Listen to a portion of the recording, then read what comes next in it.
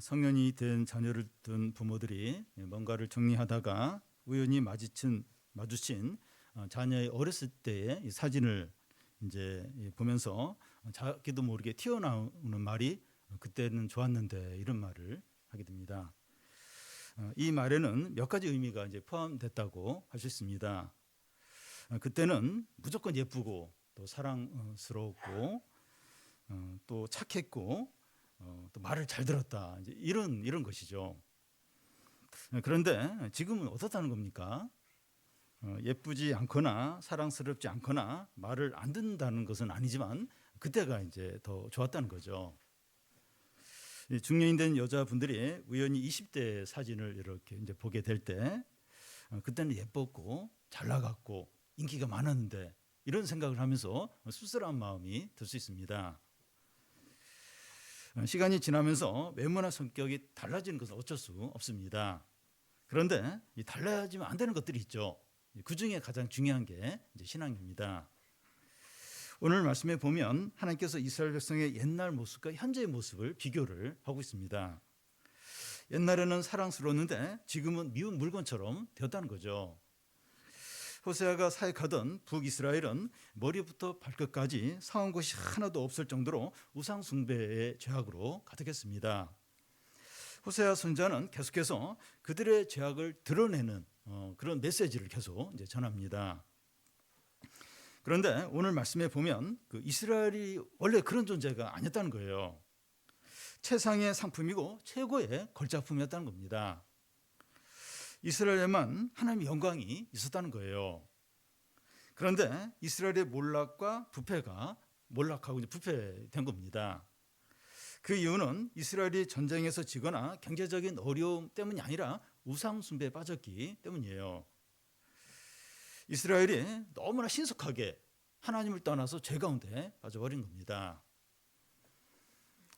그런데 그들이 우상 숭배에 빠지자 그들에게만 주셨던 영광과 축복이 사라지고 우상과 같이 가증한 존재가 되어버리는 겁니다. 사람이 이제 시간이 지나면서 여러 가지 변할 수밖에 없는데 신앙이 변하면 안 돼요. 우리의 신앙이 제일 좋았었던 때가 언제였었는가 돌아보고 지금 많이 약해졌고 떠내려갔다면 그 이유가 무엇인지 생각하고 아직 기회가 있을 때 다시 돌아오시기 바랍니다. 먼저 이스라엘의 두 가지 모습입니다. 10절을 보면 우리 같이 한번 읽겠습니다. 옛적에 내가 이스라엘을 만나기를 광야에서 포도를 만난같이 하였으며 너희 조상들을 보기를 무화과 나무에서 처음 맺힌 첫 열매를 봄같이 하였거늘 그들이 바알부올에 가서 부끄러운 우상에게 몸을 드림으로 저희가 사랑하는 우상같이 가증하여 졌도다.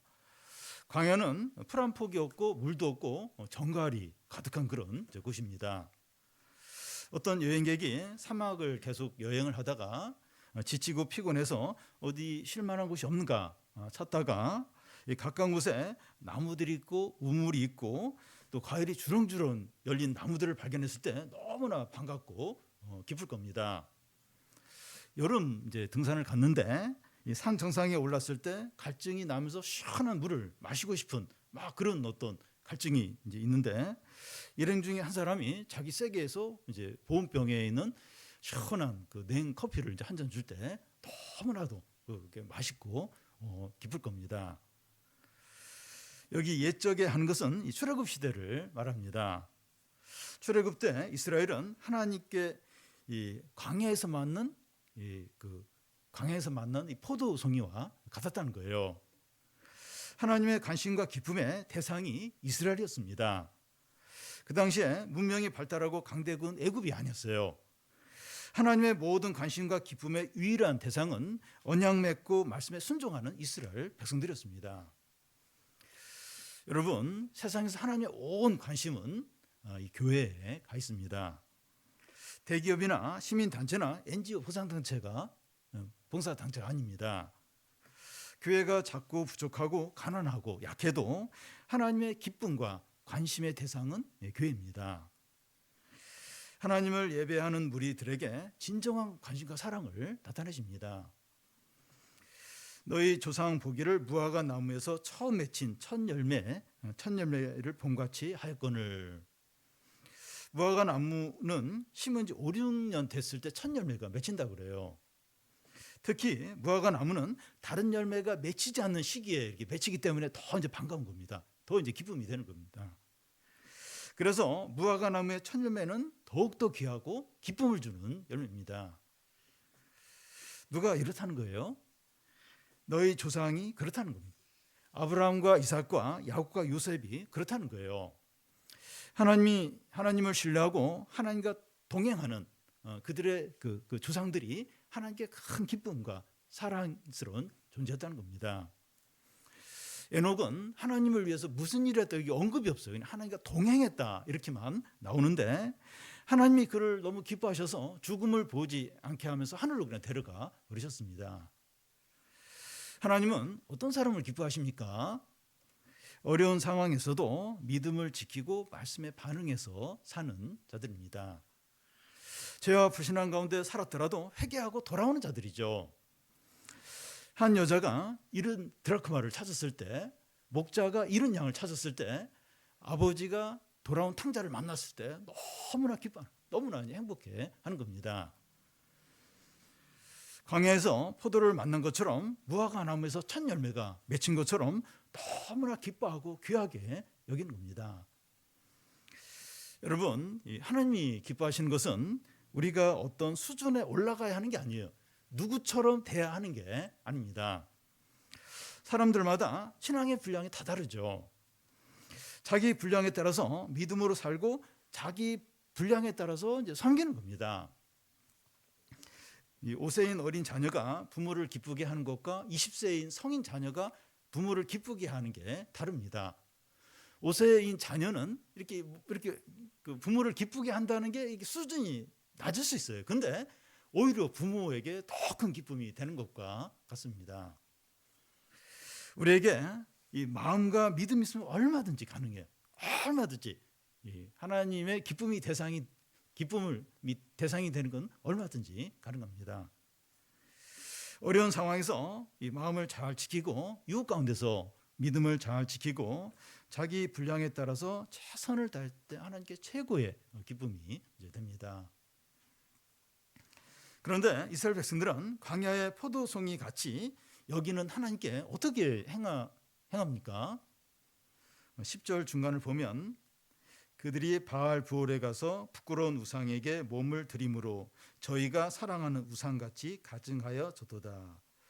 바알 부올은 이스라엘 백성들이 광야 40년을 마치고 가나안 입성을 앞두고 나서 이제 행한 번제였습니다. 이스라엘 백성이 시딤이라는 곳에 머물 때였는데요.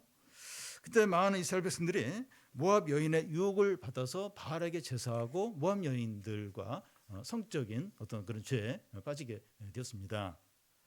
이 일로 하나님이 진노하셔서 2만 4천 명이 죽었어요. 이게 이제 바알부올 사건입니다. 그런데 현재 이스라엘 백성이 그때와 동일한 죄를 짓고 이제 있다는 겁니다. 10절 끝부분에 보면 드림으로 하는데, 이스라엘 백성이 나실인처럼 하나님께 구별하여 드려진 이제 존재였습니다. 그들이 이제 하나님께 드려져서 하나님과 언약을 맺고 하나님의 백성이 되고 제사장 나라가 된 겁니다. 그런데 지금 그들은 부끄러운 우상에게 그들의 몸을 드리고 있는 거예요. 그들이 이제 바알에게 절하고 그 앞에서 먹고 마시고 음행을 행하는 것을 지금 이제 말하는 거죠. 이것을 이제 우상 숭배에 빠졌다고 하는데, 우상에게 자기를 주는 겁니다.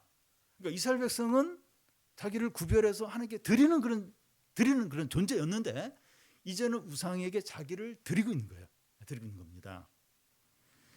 우상 숭배가 왜 심각하고 큰 문제가, 큰 죄가 되는가 하면, 우리의 마음을 이제 주게 되어서 그것의 이제 소유가 이제 되는 겁니다.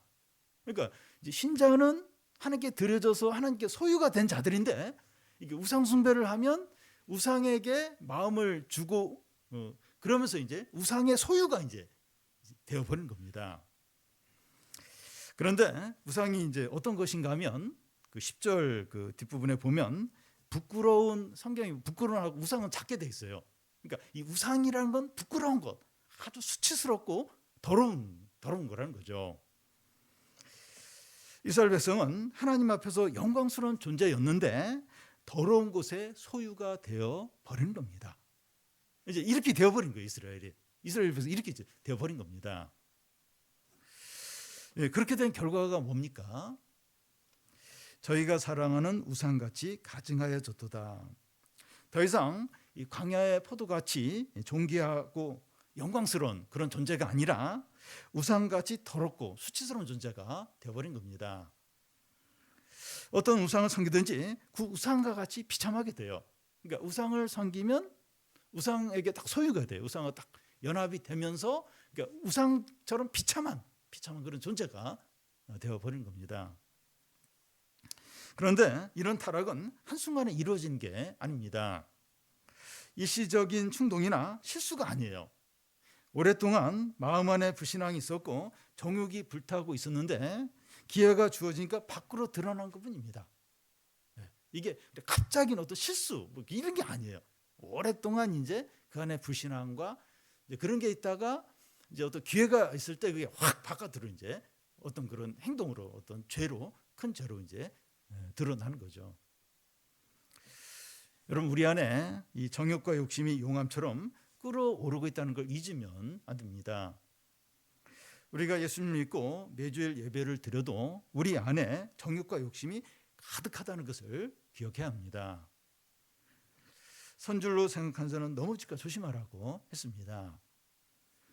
대형 사고가 일어나기 전에 사소한 사고가 수없이 이제 일어나게 되는데 그래서 조금만 주의하면 대형 사고를 막을 수 있는 거죠.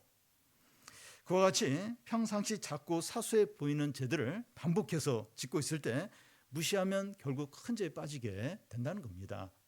그래서 이게 사소한 죄가 반복이 돼요. 그걸 이제 무시를 하면 안 돼요. 왜냐하면 그걸 무시하면 큰 죄 이제 빠지게 되는 겁니다. 가랑비에 옷 젖는다고 이 가랑비를 무시하면 안 돼요. 계속 이 가랑비를 맞게 되면 옷이 흠뻑 젖게 된다는 거죠. 그래서 작은 죄가 계속 하다가 이제 결국 이제 큰 죄를 짓게 되고 그게 이제 겉으로 이제 드러나면서 알려지게 되는 겁니다. 하나님이 이스라엘 백성을 광야의 포도같이 무화과나무의 첫 열매같이 여기신 것은 값없는 은혜입니다. 그냥 전적인 은혜죠. 이스라엘 백성에게 그럴 만한 자격이나 선한 것이 전혀 없습니다. 뭐 그럴 만한 뭔가 뛰어난 게 있어서 그런 게 아니고 그냥 값없는 은혜로 그냥 선택하셔서 그냥 아주 영광스럽게 복되게 존귀하게 하신 거죠. 이스라엘 백성은 항상 이것을 기억하고 은혜에 감사하며 믿음으로 살아야 했습니다. 우리도 마찬가지죠. 우리가 이 은혜를 기억하고 감사하며 살아야 되는데 이게 어떻게 해야 되는 겁니까? 우리가 이제 이 은혜, 우리도 참 값없는 무가치한 그런 존재인데 불러서 존귀한 자가 되게 하셨어요. 이걸 잊지 않고 감사해야 하는 게 그렇게 해야 되는데 어떻게 해야 되는 거죠? 우상 숭배하지 않는 겁니다. 우리를 하나님의 다른 것에 드리지 않는 거죠. 우리의 마음을 다른 것에 빼앗기지 않고 하나님보다 다른 것을 우선순위에 두지 않고 하나님 자리에 다른 것을 두지 않는 겁니다. 반대로 이렇게 하는 게 이제 우상 숭배를 하는 거죠. 우상 숭배. 그러니까 이 하나님의 큰 은혜를 기억을 해야 돼. 기억하고 계속 감사하면서 믿음으로 살아야 되는데 그렇게 하는 게 뭐냐?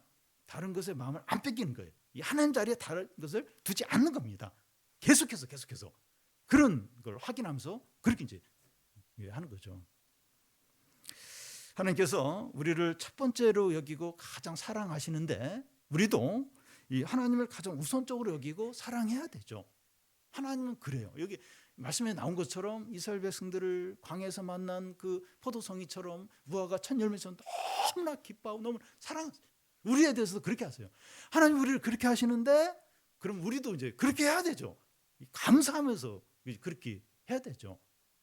근데 마음을 다른 것에 빼앗기고 다른 것에 우리 자신을 두고 마음을 다 다른 것에 빼앗겨 다른 것. 하나님에게는 그냥 형식만 남고 그러면 안 되는 거죠. 우리가 어떤 존재인데 하나님이 얼마나 우리를 귀하게 여기시는데 그걸 생각하면 다시는 우상 숭배하면 안 된다. 우상 숭배하면 안 된다. 그걸 뭐 결심을 해야 되죠. 우상 숭배할 때 이 백성들로부터 영광이 이제 떠난다는 겁니다. 11절인데 에브라임의 영광이 새같이 날아가리니. 제가 초등학교 때 뒷산에 자주 놀러 가서 이제 놀았는데 그 산속을 이렇게 걸어갈 때 종종 새가 갑자기 푸르륵 이렇게 날아갈 때가 있어요. 그래서 그 주변을 이렇게 살펴보면 둥지가 있는 경우가 이제 많았습니다. 그러면 다음에 그곳에 와서 그 새를 잡아야겠다 이렇게 이제 마음을 먹어요. 그래서 이제 다음에 그곳을 기억하고 와서 이제 이렇게 둥지를 확 보면 그 어미새가 앉아 있을 때가 있어요. 그때 이제 저도 긴장하는, 갑자기 긴장하고 그 어미새도 이제 같이 긴장해요. 그러면서 새가 먼저 날아가 버립니다. 그러니까 새를 잡으려면 바로 이제 손을 이제 이렇게 해서 이렇게 그 어미새를 잡아야 되는데 같이 긴장하고 날아가 버리고 멍하니 이제 날아간 새만 이제 보게 이제 됩니다.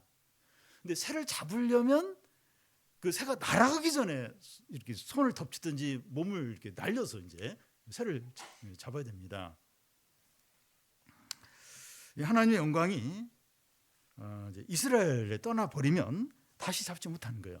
그러니까 이스라엘 영광이 새가 날아가듯이 그렇게 날아가 버리면 다시 영광을 다시 이렇게 못 붙는다는 겁니다. 영광이 떠나는 것을 이가봇이라고 하는데 그 이가봇이라는 말이 사무엘상 앞부분에 이제 나옵니다. 그 당시 엘리 대장은 영적으로 어두웠고 두 아들 홈리와 비냐스는 성전에서 온갖 범죄를 저질렀습니다. 그때 블레셋이 공격하게 되는데 이스라엘은 그 전쟁에서 패해요. 언약궤까지 빼앗기게 됩니다.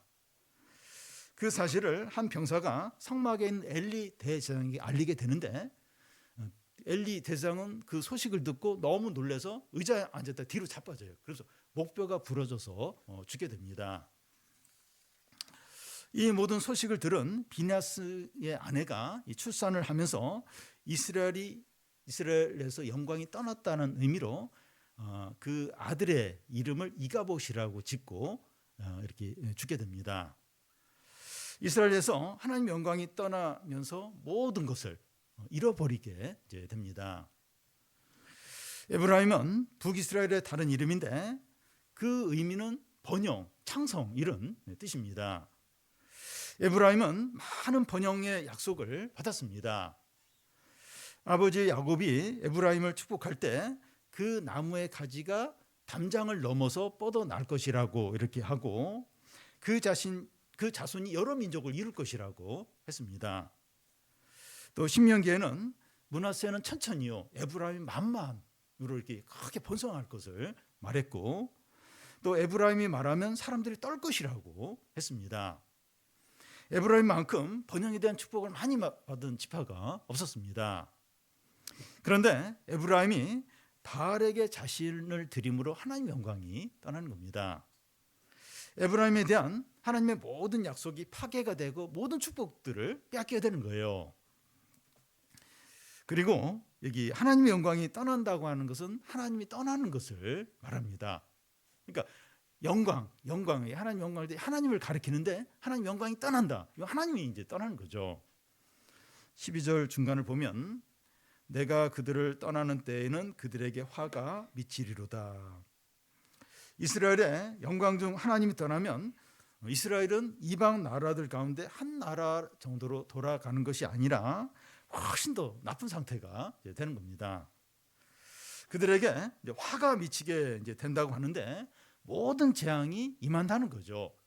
그러니까 이 하나님 영광이 떠난다. 하나님이 떠나면 화가 미친다는 거예요. 모든 재앙이 이제 임하게 된다는 겁니다. 믿지 않는 사람들에게도 그 일반 은혜를 주세요. 하나님 일반 은혜를 주십니다. 그 일반 은혜가 어떤 건가 하면 공부를 열심히 하면 좋은 대학 가고 열심히 일하면 돈을 벌게 되고 또 크게 성공 이제 하게 되는 거죠. 그러니까 신불신을 막론하고 이래요. 이렇게 열심히 하면 이렇게 일반적인 어떤 성공들 그리고 행복들 편안을 누리게 됩니다. 이게 이제 일반 이제 은혜입니다. 그러니까 믿는 자 믿지 않는 자 할 것 없이 다 주는 이제 일반 이제 은혜입니다. 그런데 믿는 자가 우상숭배에 빠져서 신앙을 버리면 일반 은혜까지 거둬가 버렸어요. 그래서 최악의 상태가 되게 하시는 겁니다.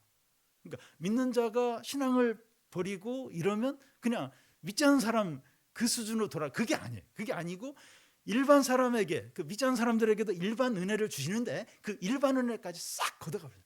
그러니까 진짜 최악의 상태, 진짜 비참한, 아주 공고한 그런 상태가 되게 이제 하시는 겁니다. 어떤 재앙이 임하게 됩니까? 11절에서 13절까지 한 절씩 교도하겠습니다. 에브라임의 영광이 새같이 날아가리니 해산하는 것이나 아이 베는 것이나 임신하는 것이 없으리라.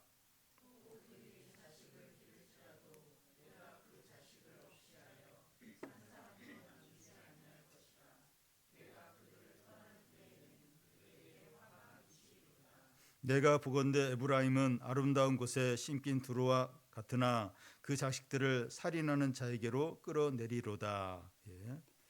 해산함이나 아이뱀이나 잉태가 없다는 겁니다. 요즘은 결혼해도 애를 잘 낳지 않으려는 그런 분위기입니다. 우리 교회 부부들 중에서 자녀가 없는 분들이 있는데 대부분 자녀를 원했지만 잘 안 돼서 어쩔 수 없이 이제 자녀 없이 지내는 그런 부부들입니다. 이 자녀를 낳으려고 하고 자녀가 반드시 있어야 한다고 그렇게 생각하는 사람들이 많습니다. 자녀는 축복 중에 가장 큰 축복이죠. 자녀가 없다면 큰 집이나 많은 재산이나 또 자손에게 물려주고 싶은 것이 있어도 그럴 수 없게 됩니다. 가족이나 국가에 다음 세대가 없다면 미래가 없는 거죠. 하나님은 에브라임의 번영을 가져가시는데 가축이나 재산을 가져가시는 것이 아니라 자녀가 더 이상 태어나지 못하도록 태를 막아 버리겠다는 겁니다. 그리고 이미 태어나서 자라고 있는 자녀에 대해서 한 사람도 남기지 않고 죽이겠다 이렇게 합니다. 씨를 말려 버리겠다는 겁니다. 이스라엘은 근본적으로 몰락하도록 하시겠다는 거죠. 하나님의 이런 진노가 우리 사회도 나타나는 것 같아요. 한국 사회는 출산율이 세계에서 제일 낮습니다. 얼마 전 일론 머스크가 미래투자 컨퍼런스에서 이런 출산율이면 한국의 인구가 3분의 1로 줄어들 거다 이런 말을 했습니다. 한국 사람들이 애를 낳지 않으려고 하는 이유가 다양하지만 가장 큰 이유는 돈이 많이 드는데 살기가 힘들다는 거예요. 애가 생기고 애가 또 둘, 셋 되면 그만큼 더 힘들다는 거죠. 교회에서도 그 어린이 실종이라는 말이 나오고 주일학교들이 없어지고 있습니다. 그런데 교회에서 그 어린이들이 줄어드는 비율이 출산율이 낮아지는 것보다 더 빠르다는 겁니다. 그러니까 출산율이 낮으니까 교회 주일학교 아이들이 적다. 그것보다 훨씬 더 빠르게 교회 주일학교가 그 아이들이 줄어들고 있다는 거예요. 무슨 말인가 하면 교회에 나오지 않는 아이들이 점점 늘어난다는 거예요. 전에는 교회에 나왔는데 안 나오는 그런 아이들이 점점 더 크게 늘어나고 있는 거죠. 그런데 이 교회 젊은 세대들이 줄어드는 것보다 더 심각한 것은 젊은 세대의 믿음이 너무 약하고 없다는 거예요. 쉽게 말해서 이 고등학교 때까지는 부모를 따라 교회에 오지만 성년이 되면서 교회를 많이 떠난다는 겁니다. 그러면 교회도 많이 약해지고 문 닫는 교회들도 점점 늘어나고 하나님을 경외하는 사람들이 크게 줄어들면서 우리 사회는 망하는 길로 신속하게 가게 되는 거죠. 지금 점점 이렇게 교회 그 젊은 세대들이 적은 것도 문제인데 그 있는 젊은 세대의 믿음도 너무 약해진 거예요. 형식적인 믿음. 성년이 되면 많이 떠날 그런 어떤 상태에 있다는 겁니다. 그래서 하나님께서 아기를 태어나지 않게 하고 자녀를 치겠다고 하는 것의 진정한 의미가 신앙의 자녀들의 씨가 말라가는 것을 말씀한다고 할 수가 있습니다. 그 숫자가 줄어드는 어떤 그런 의미도 있지만 신앙의 그 자녀들이 없어질 거다. 씨가 말라 갈 것이다. 이제 그걸 이제 말씀을 이제 하시는 겁니다. 그러면 미래도 없어요. 소망이 없습니다. 진짜 아무 소망이 없게 되는 겁니다. 그런데 에브라임이 이런 무서운 경고를 들으면서도 깨닫지 못하는 이유가 무엇입니까? 이게 얼마나 무서운 경고입니까? 네, 못 깨달아요. 그 이유가 뭔가 하면 지금 번영하고 있는 거예요. 지금 살만하기 때문입니다. 13절을 같이 한번 읽겠습니다. 내가 보건대 에브라임은 아름다운 곳에 심긴 두로와 같으나 그 자식들을 살인하는 자에게로 끌어내리로다. 이 두로는 페니키아의 그 상업 중심지로서 모든 것이 풍족했고 도시 전체가 바다로 이렇게 둘러싸여 있어서 천의 요새로 되어 있는 그런 도시입니다. 그러면서 세상의 모든 좋은 것들을 다 갖추고 있는 것이 두로였어요. 상업, 무역을 활발하게 해서 돈이 엄청나게 많았습니다. 천의 요새에 있고 모든 좋은 것을 다 갖춘 것이 이제 두로였습니다. 그런데 에브라임의 번영이 두로와 같다는 거예요. 에브라임은 하나님을 버리고 우상을 섬겨도 세상적으로 성공하고 잘 되는 거예요. 그래서 선지자가 씨를 다 말라버리고 있다. 이래도 지금 이렇게 번영하고 지금 잘 살고 있는데 무슨 소리냐 이러면서 전혀 영향을 안 받고 있는 거죠. 그때가 이제 여로보암 2세가 통치할 때인데 최고의 최고의 부와 번영과 권세를 누리니까 하나님의 말씀대로 아무 영향을 안 받는 겁니다. 그런데 어떻게 됩니까? 어떻게 되죠? 13절 중간을 보면 그 자식들을 살인하는 자에게로 끌어내리로다. 영어 성경에 보면 그 자식들 앞에 주어인 에브라임이 있는데 그 한글 성경에는 이제 빠져 있습니다. 그 생략되어 있는 주어를 넣어서 다시 읽으면 에브라임이 자기의 자식들을 살인하는 자에게 끌어낸다는 겁니다. 이게 무슨 말인가 하면 에브라임이 하나님을 떠나서 번영하고 안전한 요새를 만들어 사는 것이 결국은 자기 자식들을 전쟁에서 다 죽게 만드는 것이 된다는 겁니다. 부모 세대가 자기 자식을 위한다고 하나님을 멀리하면서 많은 돈을 벌어서 자녀에게 다 해주는 것이 결국 자녀를 망하게 한다는 거죠. 부모가 세상의 기준에 따라서 자녀에게 잘 되도록 하는 일이 결국은 자녀를 불행하게 만드는 겁니다.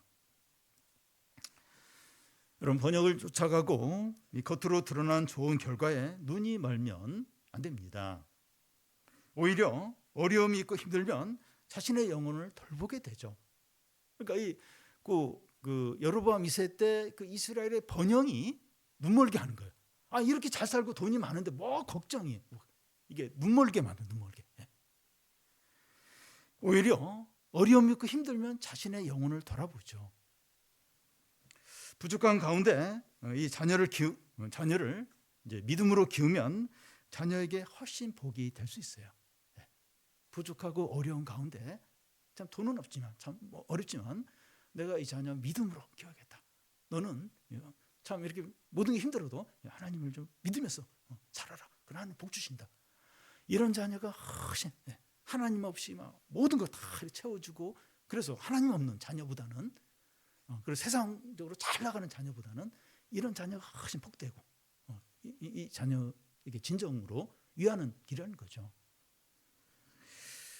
여러분, 하나님은 우리를 무한정 기다려주지 않습니다. 우리가 계속해서 세상을 사랑하고 욕심대로 살면 하나님의 영광이 떠나요. 언젠가 하나님의 영광이 떠납니다. 이미 떠나버리면 다시 영광이 회복되는 게 불가능해. 이미 떠나버려. 새가 날아가면 새를 못 잡는 것처럼 영광이 떠나가 버리면 다시 회복하는 게 거의 불가능합니다. 호세아는 에브라임에 대한 이 하나님의 말씀을 들은 후에 기도하지 않을 수 없었습니다. 어떤 기도를 하게 됩니까? 14절을 같이 한번 읽겠습니다. 여호와여, 그들에게 주소서. 무엇을 주시려 하나니까? 아이 배지 못하는 태와 젖없는 유방을 주시옵소서. 호세아의 기도가 특이하죠. 선지자가 이 백성들을 위해서 기도한다면 자식들을 많이 낳게 해달라고, 그런 어떤 긍정적이고 복받는 기도를 해야 되죠. 그런데 배지 못하는 태와 젖없는 유방을 구하는 이유가 무엇입니까? 앞으로 이스라엘에게 임할 하나님의 심판이 무시무시하기 때문입니다. 그래서 임신하지 못하는 태와 젖없는 유방을 가진 게 더 행복하게 된다는 거예요. 누가복음에서 예수님께서도 이제 이런 말씀을 하셨는데, 환난 날에 해산하지 못하는 배와 먹이지 못하는 젖이 복이 있다, 이렇게 했습니다. 전쟁이나 전염병이나 자연재해가 일어나면 자녀가 많거나 이 재산이 많은 사람일수록 더 큰 고통을 겪게 됩니다. 가족이 많은 사람은 더 많이 죽고, 많은 재산을 가진 사람은 잃어버린 것이 더 많기 때문이죠. 호세아는 이스라엘 백성을 생각할 때 이런 기도밖에 할 수가 없는 거예요. 아이 배지 못하는 태와 젖없는 유방을 주소서. 이런 기도밖에 할 수가 없는 겁니다. 여러분, 우리가 이 다른 사람을 위해서 중보기도할 때 그의 유익과 축복을 위해서 기도해야 되죠. 그런데 그런 기도가 그에게 필요한 것이 아닐 수 있습니다. 경제적인 필요가 채워지고 어려움이 해결이 되고 성공하는 것이 그에게 진정한 필요가 아닐 수 있다는 겁니다. 오히려 그가 원하는 건 안 되고 더 연단받도록 기도해야 할 때가 있습니다. 엘리야가 3년 동안 기근이 들도록 기도했던 것처럼 그런 기도를 해야 할 때가 있다는 거죠. 죄를 회개하고 믿음을 회복하고 하나님께 돌아오도록 하기 위해서 고난이 더 필요할 수 있습니다. 마음 아프지만 좀 고난을 달라고, 좀 어려움을 달라고. 너무 또 큰 어려움을 주면 또 이렇게 안 되니까 이렇게 돌아올 수 있도록, 회개할 수, 겸손할 수 있도록 어려움을 달라고 그런 기도를 할 필요가 있습니다. 뭐 개인적인 이야기지만 제가 저희 아들을 위해서 이렇게 좀 믿음의 사람이 되게 달라고 기도를 했는데 너무 큰 어려움을 주신 것 같아가지고, 물론 이제 이렇게 좀 회복 가운데 있는데, 그래서 이렇게 믿음을 위해서 이제 그런 좀 기도를 또 이렇게 이제 해야 될 때가 있는 거죠. 여러분, 우리 자신을 위한 기도 제목이나 다른 사람에 대한 기도 제목을 다시 살펴볼 필요가 있습니다. 우리 자신과 다른 사람의 영적 유익을 위해서 배지 못하는 태와 젖없는 유방을 위해서 기도할 필요가 있습니다. 그런 어려움을 통해서 이 겸손을 회복하고 믿음이 살아나고 우상을 버리고 하나님께 돌아온다면 훨씬 유익한 것이 되는 거죠. 사랑하는 여러분, 우리가 하나님 앞에서 얼마나 존귀하고 영광되고 복된 자인지 알아야 합니다. 광야의 포도 같고 무화과나무의 첫 열매 같은 겁니다. 이렇게 존귀하고 복된 존재가 우상과 같이 더러운 것에 우리 자신을 주면 안 됩니다. 이렇게 존귀한 자가, 이런 복된 자가 우상과 같은 것에, 이 더러운 거기에 우리 자신을 이렇게 막 주고 거기에 속하게 되고 그러면 이제 안 됩니다. 아직 우리에게 하나님의 영광이 있고 은혜가 있고 말씀이 있을 때 굳게 붙들어야 됩니다. 우리의 마음이 다른 것에 향하고 우상 숭배를 할 때 하나님의 영광이 떠날 수가 있어요. 영광이 새가 날아가듯이 어느 순간인가 확 떠날 수 있습니다. 하나님의 영광이 떠나면 다시 돌아오지 않아요. 그리고 모든 것을 잃어버리게 됩니다. 한순간에. 그러니까 하나님이 떠난다는 건 더 이상 하나님의 은혜와 보호가 없다는 거예요. 지금은 괜찮아도 언젠가 한순간에 싹 눈에 보이는 게 사라질 수 있다는 겁니다. 그래서 하나님 영광이 떠나지 않도록 계속 붙들어야 되죠. 아직 기회가 있을 때 하나님께 돌아오고 신앙을 잘 지키시는 성도들이 되시기를 바랍니다.